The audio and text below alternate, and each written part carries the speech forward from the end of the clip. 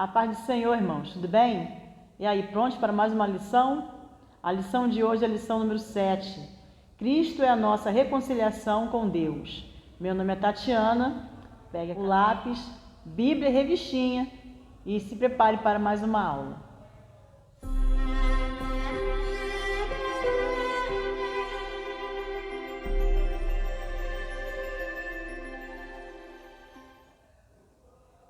Então, lição número 7, vamos começar com o texto áureo. Se encontra em Efésios capítulo 2, versículo 14. Porque Ele é a nossa paz, o qual de ambos os povos fez um, e derribando a parede de separação que estava no meio. Verdade prática, ao morrer na cruz do Calvário, Cristo reconciliou os eleitos, desfazendo a inimizade entre Deus e os homens. Irmãos, desde já vamos começar aí já no texto áureo, né? Tem duas partes aí que eu quero ressaltar. Está dizendo aí, porque Ele é a nossa paz, né? Esse aí é o texto áureo. E na leitura bíblica em classe já começa a explanar mais sobre este versículo, começa aí mais adiante, né? O texto áureo é em Efésios 2,14 e na leitura bíblica em classe, Efésios 2,14 vai até o 19. E nós podemos ver aí quando começa, porque Ele é a nossa paz, diz assim, porque Ele é a nossa paz. Observe que na leitura bíblica em classe, que vai do versículo 14 até o 19, nos diz fazendo a paz, no versículo 15, e no versículo 17 diz evangelizou a paz. Então, nesse período do versículo 14 até o 19, no versículo 14 afirma que Jesus é a nossa paz. No versículo 15, fazendo a paz. E no versículo 17, evangelizou a paz. Você faz e você transmite aquilo que você é, não é mesmo? Então, Jesus é a paz, então Ele faz a paz, Ele leva a paz. E aí fica para meditarmos, né? O que é que nós temos levado? Né? O que, quando alguém vê você chegando, né? O que é que transmite aquela pessoa? Será que é uma alegria? Será que é paz? Né? Então, que nós possamos ficar já com essa meditação já no texto áureo já, para a gente começar a meditar, né? Porque Jesus, Ele é a paz. Então, se Ele é a paz, Ele fez a paz, né? Ele faz a paz e Ele também evangelizou, Ele transmitiu a paz. Né? E o que é que nós somos? Então, quando alguém te vê, né, fala o que aí? Se você está em Cristo, você deve andar como Ele andou, fazer o que Ele fez e evangelizar, transmitir o que Ele transmitiu. Amém? E também aqui quando fala no mesmo texto áureo, mais à frente diz assim, na parte B, e derrubando a parede de separação que estava no meio. Irmãos, eu vou colocar aí no ladinho, né? Muitos irmãos gostaram, eu vou voltar, né? Vou repetir, o QR Code, tá bom? E nesse QR Code vai ter, vai abrir um site, uma página, falando mais sobre este muro, tá bom? Que aqui está falando nas duas partes, no caso, né? Mas já faz uma alusão ao muro que tinha no templo de Jerusalém. Você sabia que no templo de Jerusalém havia um muro para separar os judeus dos gentios? Pois é. E ai do gentio que passasse para o outro lado, né? Ele era punido até mesmo com a pena de morte. Então imagina só, né? Então é algo muito sério. E quando Jesus veio, está dizendo aqui, porque Ele é nossa paz, o qual de ambos os povos, ou seja, gentios e judeus, fez um povo só, né? E derribando a parede de separação que estava no meio. E aí eu vou falar algo sobre isso, diz assim, mais conhecido como o muro da inimizade, né? De ambos fez um, isto é, judeus e gentios. Tendo derrubado a parede de separação, pode ser aqui uma alusão à parede que separava o pátio dos gentios e o pátio dos judeus no templo. Uma inscrição nessa parede advertia os gentios da pena de morte se entrassem no pátio dos judeus. Agora, diante de Deus, não há mais distinção, ou seja, diferença, né, entre judeus e gentios. Inclusive, vou colocar aqui a imagem, né, da pedra, né, que foi encontrada com esta inscrição: falando sobre se os gentios passassem para o lado dos judeus, eles seriam mortos, né? Haveria ali a pena de morte, tá bom? Então, colocarei aqui também. Leitura bíblica em classe, como já falei, se encontra em Efésios capítulo 2, versículo 14 até o 19. E os hinos sugeridos dessa lição é o hino 114, que é Aceita o Perdão de Jesus. Tem o 128, que é Entrega ao Teu Coração. E também temos o 432, que é o Consagrado ao Senhor. Amém? Vamos para a introdução da lição? Vamos lá, então. Introdução. Opa. Se na lição anterior analisamos o antigo quadro desolador acerca dos gentios, em que o apóstolo Paulo descreveu, nesta veremos que houve uma significativa mudança na sequência do capítulo 2. No versículo 13, Paulo usa a expressão adversativa, mas agora, para indicar que algo aconteceu e alterou a situação dos gentios. Ele explica que essa mudança repousa na obra de Cristo, na obra que Cristo realizou, né? E é vós que antes estáveis longe, ou seja, os gentios, já pelo sangue de Cristo chegaste perto. Na presente lição, estudaremos os desdobramentos dessa mudança. Amém? Então, vamos continuar aí. Você, né, antes de começar o primeiro tópico, que diz Cristo desfez a inimizade entre os homens. Né? Antes de começar esse primeiro tópico, vou pedir a você que comente, né, o vídeo, você que tem alguma dúvida, ou você que aprendeu algo a mais do Senhor, assim como eu também aprendi mais de Deus, não é mesmo? Então você venha comentar, venha compartilhar, para que a palavra de Deus seja levada aos quatro cantos da terra, né? E que venha se atingir aos corações que estão precisando da palavra de Deus. Amém? Se inscreva também no canal, né? Se você está assistindo esse vídeo. E aí embaixo aí está escrito assim, inscreva-se, né? De vermelho, sinal que você não é inscrito. Então você aperta ali que vai ficar inscrito e aperta em todas, no sininho. Que aí todos os vídeos que postarmos aqui no canal, você vai receber em primeira mão, tá bom? Vamos à lição então? Primeiro tópico. Cristo desfez a inimizade entre os homens. O exclusivismo religioso criou inimizade entre judeus e gentios. Nesse ponto, veremos que Cristo fez para dar fim a esse litígio entre os homens.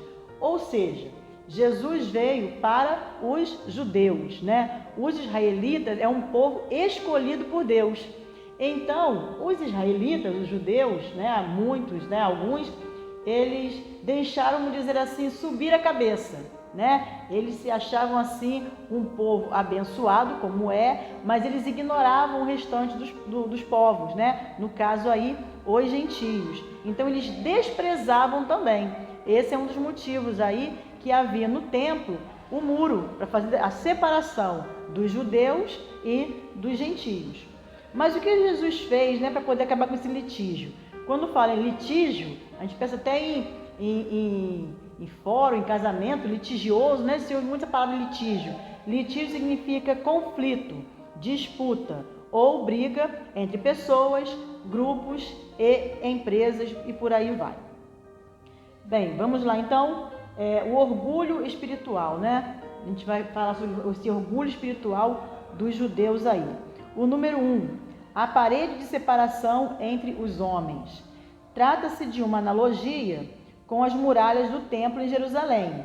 A estrutura da construção revela o exclusivismo religioso do judaísmo. Entre o santuário e o átrio dos gentios havia um muro de pedra com a proibição de acesso aos estrangeiros. O extremismo judaico quanto a esse aspecto levou Paulo à prisão, quando ele foi acusado de permitir um grego ultrapassar essa barreira. Essa passagem se encontra em Atos 21, 28, tá bom? Mas eu vou falar primeiro sobre esse extremismo judaico, né? O orgulho espiritual, né? Os levavam ao extremismo. E esse orgulho espiritual, vamos abordar a questão do exclusivismo aí que eles tinham, né? O que nos faz ser o mesmo e ser o mesmo corpo, fazemos parte do corpo, é preciso nascermos de novo. Isso nos faz templo do Espírito Santo. E isso é que nos faz um. No Sermão do Monte, Jesus disse sobre a oração, que haviam alguns que iam para as praças e ali faziam longas orações em alta voz e se orgulhavam disso e da sua espiritualidade. E Jesus disse que já receberam o seu galardão, né? Que é o elogio das pessoas. Jesus disse que quando orares, entra no teu quarto e feche a porta, porque ali é só a pessoa e Deus, né? Se encontra em Mateus 6:6. Então vamos ver primeiro esse Mateus 6:6, que fala sobre isso, de entrar, né? Entrar no seu quarto para orar.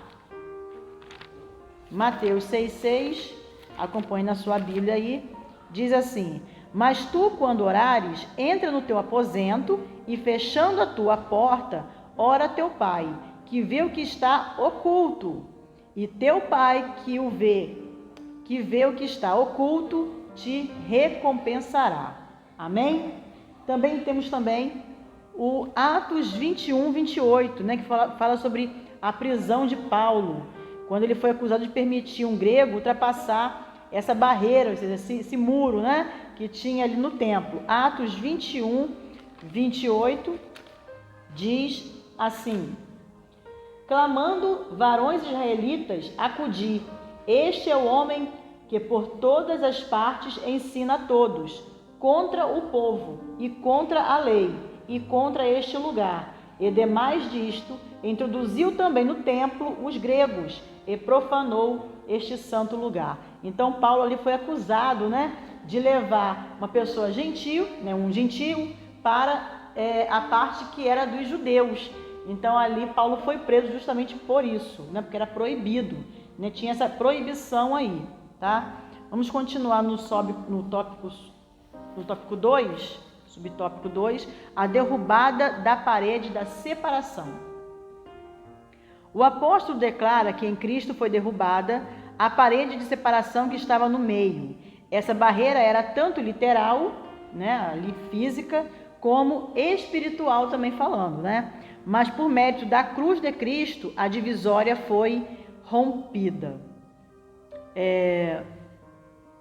Ou seja, em vez de muro para separar, né, até escrevi algo aqui, Cristo derrubou o muro da inimizade e construiu uma ponte, né, entre os homens e Deus e entre os homens, né, em si. No caso aí, juntando os povos, né, judeus e gentios também. Então, aquele muro da inimizade que havia foi derrubado, né? E ali podemos dizer que Cristo foi a ponte que ligou novamente o homem a Deus e o homem ao seu próximo, né?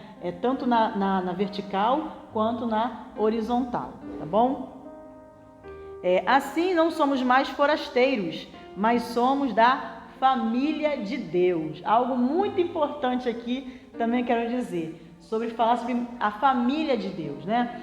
Existe a mentalidade no mundo de que todos são filhos de Deus. Quando você fala assim, e aí você aceitou Cristo? Sim, eu sou filho de Deus, né? Todos nós somos filhos de Deus, todos os caminhos levam a Deus. Olha, só é a mentira do inimigo, tá bom? Há um só caminho que leva a Deus, que leva aos céus. E o caminho todo mundo conhece, que é Jesus. Não há outro caminho, né? E nem todos somos filhos de Deus, não. Tá bom? Olha só, em Marcos 16:15, vamos ler lá rapidinho. Marcos 16:15 fala sobre isso. Abra aí e marque na sua Bíblia, para quando alguém falar assim, todos somos filhos de Deus. Opa, todos não. Marcos 16:15. Está dizendo assim. Aqui, achei. E disse-lhes, ide por todo o mundo, pregai o evangelho a toda criatura. Tá bom? A toda criatura. Ide pregar o evangelho a toda criatura. Então, é isso que a humanidade é de maneira geral. Criatura, né? Agora, o evangelho é pregado à criatura, né? E se a criatura aceitar Jesus como Salvador, houver uma transformação de vida, aí sim ele se torna filho de Deus, assim como Jesus também é, né? Mas Jesus é filho de Deus original, natural. Nós somos filhos de Deus por adoção, tá bom? Porque aceitamos viver uma vida de santidade, né? E fazer parte realmente da família de Deus. Agora, aquele que não aceita Jesus como Salvador, aquele que não há uma transformação de vida, é somente criatura de Deus, tá bom? Ainda não faz parte da família de Deus. A nossa vontade e a vontade do Senhor, né, claro, é que todos nós somos, né, todos nós fazemos parte de uma só família, né? Mas ainda não é possível, né? Então, assim, muitos não aceitaram ainda Jesus como seu Salvador, tá? Vamos passar mais à frente aí. Inclusive, fala sobre isso também. Vamos ler outro versículo, né? Se torna filho de Deus, João 1,12. Já ia passar já, não ia nem ler. João 1,12 fala sobre isso também. Ó, diz assim: mas a todos quantos receberam, deu-lhes o poder de serem feitos filhos de Deus, aos que creem no seu nome. Então, todos que receber Jesus se tornará um filho de Deus, tá bom? Mais um versículo aí para você guardar e marcar na sua Bíblia ou na sua agenda, no seu caderno aí, tá bom? Vamos mais adiante. Subtópico 3, o conceito da lei dos mandamentos. A compreensão desse conceito repousa na visão tripartida da lei mosaica, ou seja, lei de Moisés, a moral, a cerimonial e a civil, que na verdade são 3 esferas da mesma lei. A lei civil, eu vou ler rapidinho e depois eu explico, tá?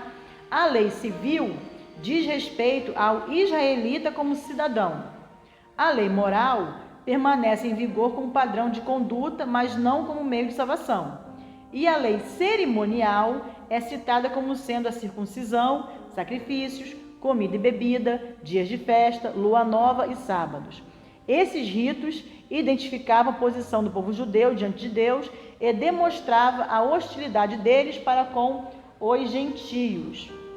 Então, olha só, a compreensão de ser um judeu, né? Como você sabia se a pessoa era judeu ou não era judeu, né?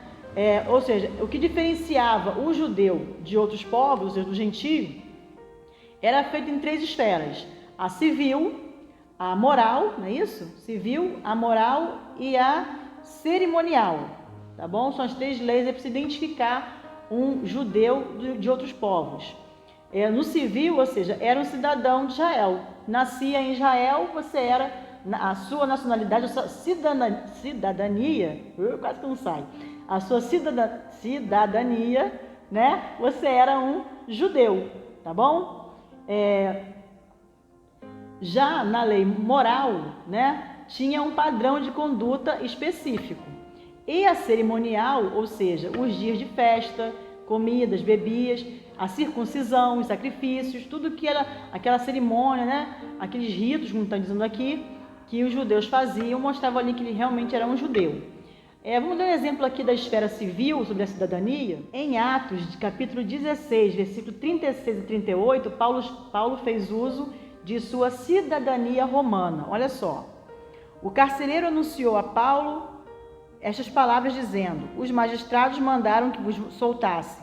Agora, pois, saí e ide em paz. Mas Paulo replicou: açoitaram-nos publicamente e sem sermos condenados. Sendo homens romanos, nos lançaram na prisão.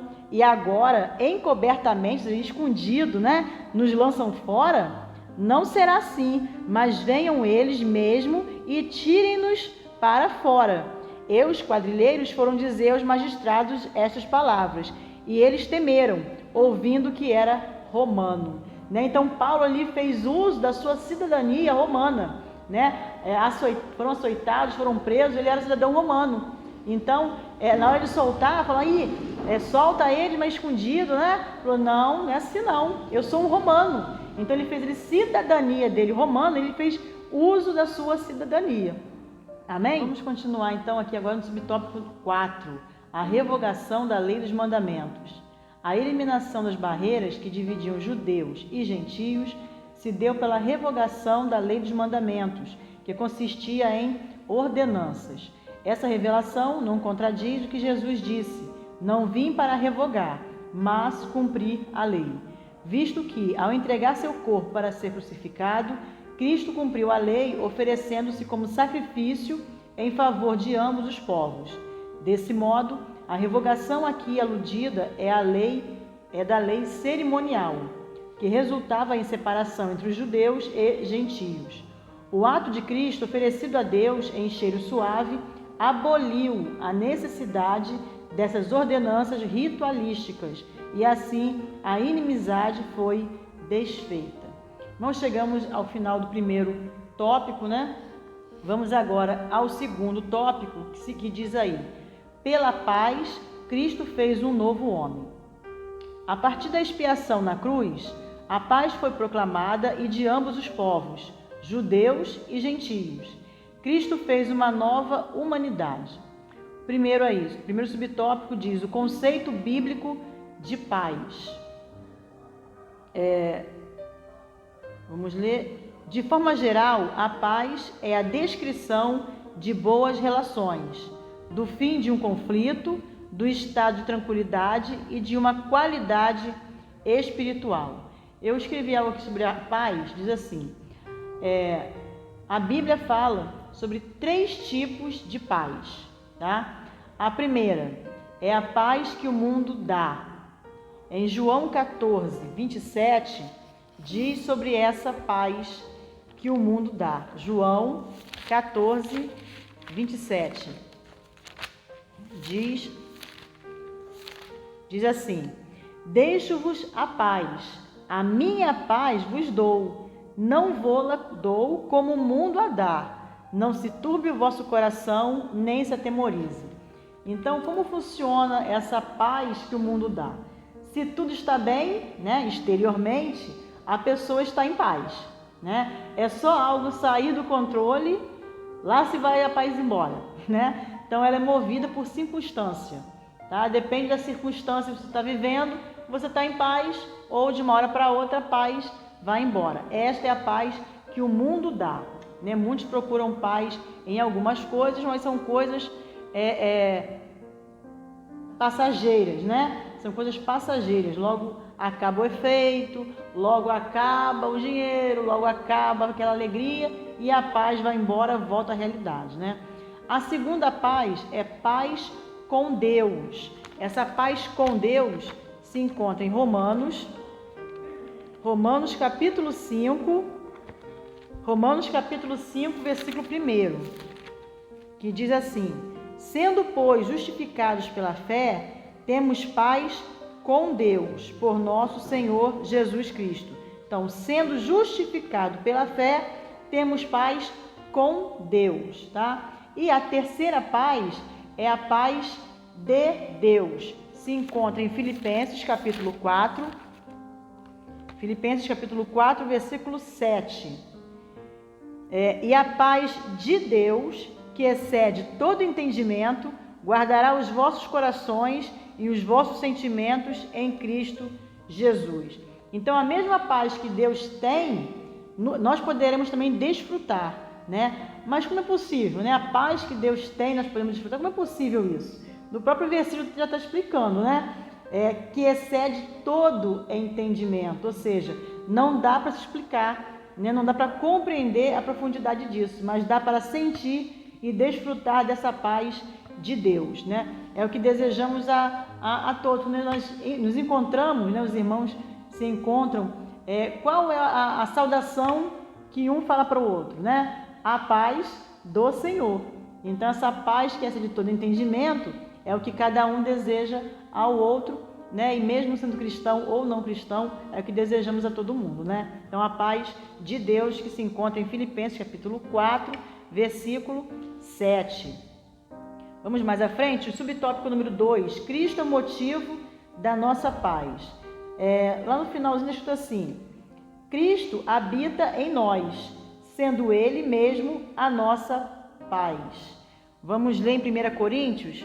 Você que está com um caderninho, vai anotando essas referências que nós estamos dando aí, porque não está na revista. Então é bom sempre você ter um caderninho para poder acompanhar e colocar esses versículos a mais aí, tá? Então, Cristo habita em nós, sendo Ele mesmo a nossa paz. 1 Coríntios capítulo 3, versículo 16. Não sabeis vós que sois o templo de Deus e que o Espírito de Deus habita em nós?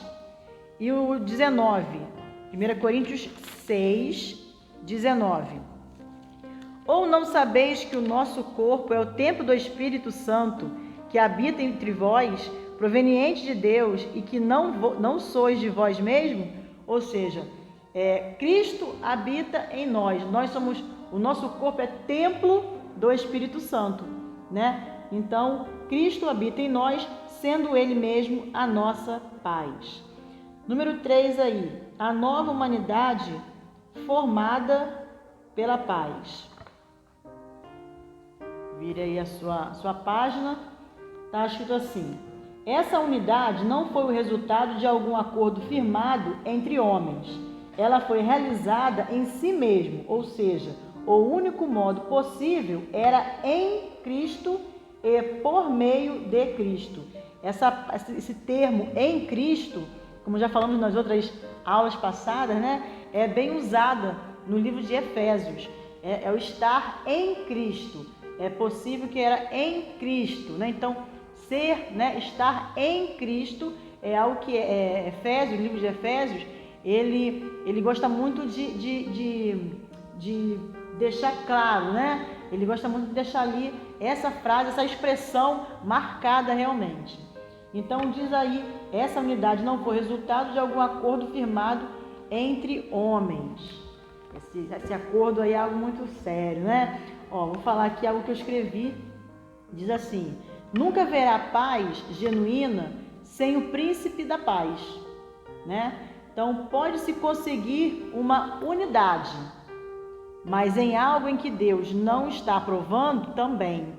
Ou seja, muitos acham que está numa unidade, né? Várias pessoas ali, todos numa unidade, significa paz. Não, né? Eu vou dar aqui exemplos do Antigo Testamento e do Novo Testamento, que as pessoas estavam unidas, mas não estavam dentro da vontade de Deus, né? Então havia uma unidade, mas não havia ali a paz, não havia aquela unidade de acordo com a vontade de Deus. Deus não aprovava essa unidade feita, né? Vamos deixar aí, ou seja, unidade não é sinônimo de paz. Exemplo do Antigo Testamento é a Torre de Babel, né?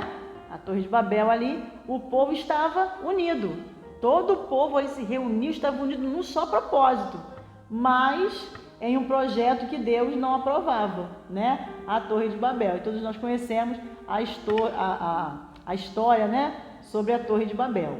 Já no Novo Testamento, temos aí o exemplo do casal Ananias e Safira, em Atos capítulo 5, né? Eram tão unidos, mas tão unidos, né? Que eles mentiram junto e por mentirem junto, morreram junto também, né? E isso está sendo mencionado na Bíblia. Por quê? Porque o casal tem que ser realmente unido, né? É preciso, né? É falado na palavra do Senhor que os dois são um só. Então tem que haver essa integração, essa união aí, mas naquilo que o Senhor aprova, tá bom? Então, muito cuidado aí, né? Então, exemplo de unidade que Deus aprova está em Salmo 133, né? Aquele versículo bem conhecido, Salmo 133 aí, tá bom? Ó, quão bom, quão suave é que os irmãos vivam, isso aí, em união, tá bom? Vamos então continuar? O tópico 3, pela cruz, reconciliados com Deus num corpo. Então foi através da cruz de Jesus que fomos reconciliados, né?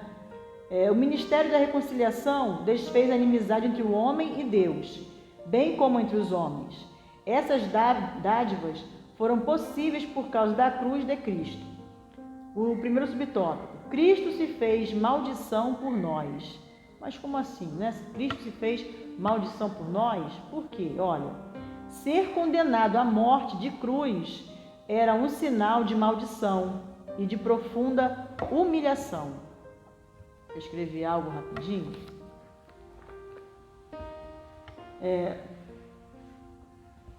Não existe um evangelho genuíno, verdadeiro, que não seja a mensagem da cruz. Não existe cristianismo sem cruz, né? Algumas denominações pregam prosperidade material como centro do evangelho. E isso é uma afronta, porque até o ímpio consegue carro, casa, emprego, né, empresa. Basta ter um projeto de vida e perseverança. Cristo não morreu para nos dar essas coisas, né, bens materiais, mas sim para salvar a nossa alma e restabelecer a nossa comunhão com Deus. Esse sim é o verdadeiro evangelho, né? Então muitos pregam aí bens materiais. Minha empresa estava falida e agora eu ganho não sei quantos milhões, né? Eu não tinha carro e agora eu tenho um carrão, eu tenho uma casa, uma mansão na região dos lagos e tal. O evangelho, irmãos, ele não é... Cristo morreu na cruz, não foi para te dar bens materiais. É claro, se você trabalha, se você se esforça, né? Isso é claro, uma consequência do seu trabalho também, né? Só que Jesus morreu na cruz para nos salvar a nossa alma, né?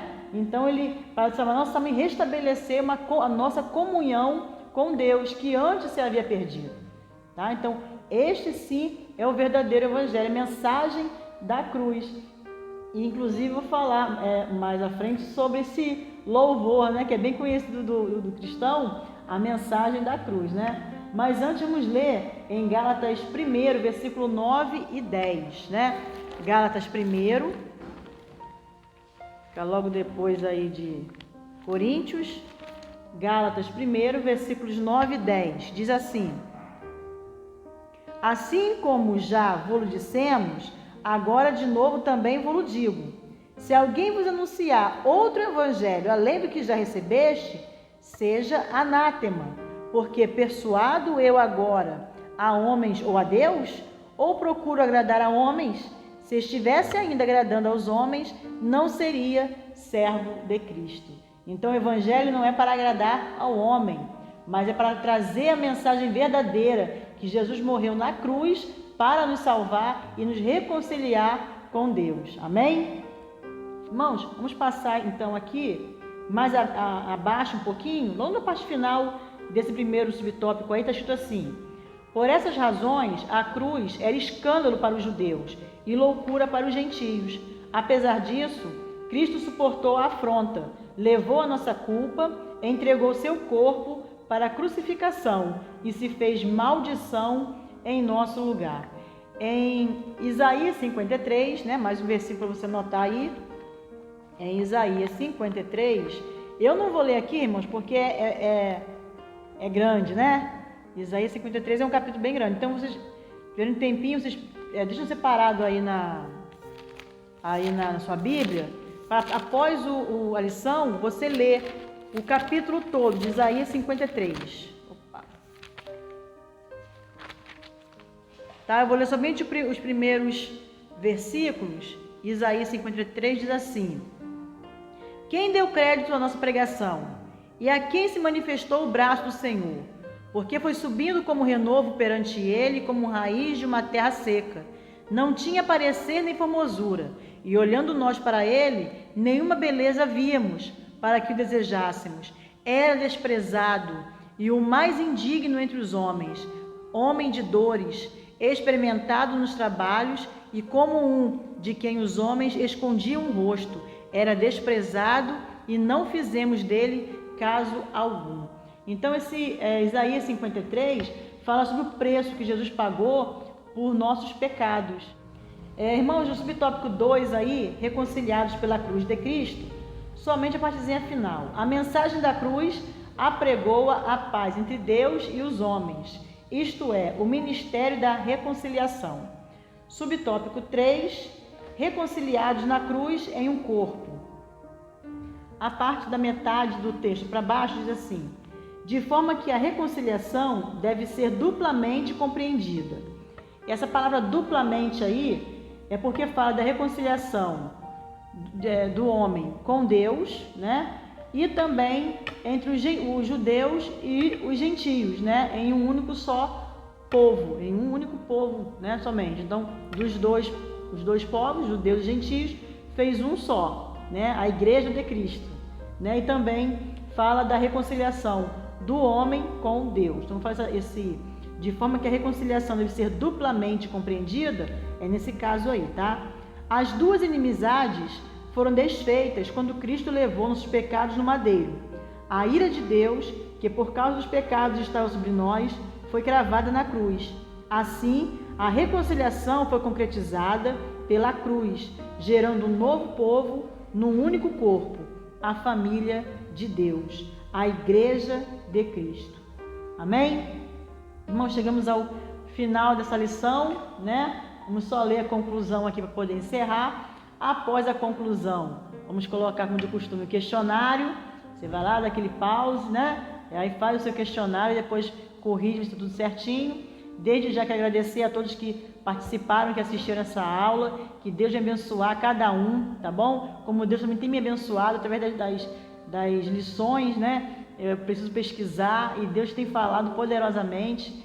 E gostaria que todos, né, compartilhem o vídeo, comente o que você achou. Se ficou com alguma dúvida ou se você tem algo para dizer, comente no vídeo, né, que eu vou responder aos comentários. Tá? E desde já quero agradecer mais uma vez ao nosso pastor Givaldo, né, que tem assim sempre nos apoiado a fazer essa escola bíblica, né, online, e aos superintendentes da escola bíblica também, evangelista Alcimar e ao presbítero Maílson, e a todos os membros, né, congregados e irmãos da igreja. Um forte abraço e a paz do Senhor para todos, né? Vamos ler a conclusão para encerrar? Em obediência ao plano divino, Cristo cumpriu as demandas da lei na cruz. Em seu sacrifício, derrubou as barreiras e aboliu as ordenanças cerimoniais que serviam de divisão. Por meio da paz conquistada no madeiro, desfez a inimizade, criou uma nova humanidade e a reconciliou com Deus. A partir dela, formou um novo povo, a Igreja, o corpo de Cristo. Amém? Nós somos o corpo, né? Fazemos parte de um membro, né, do corpo, e Jesus é a cabeça. Amém, irmãos? Então vamos ficar por aqui. Desde já, mais uma vez, agradecer a todos e até a próxima lição. Paz do Senhor.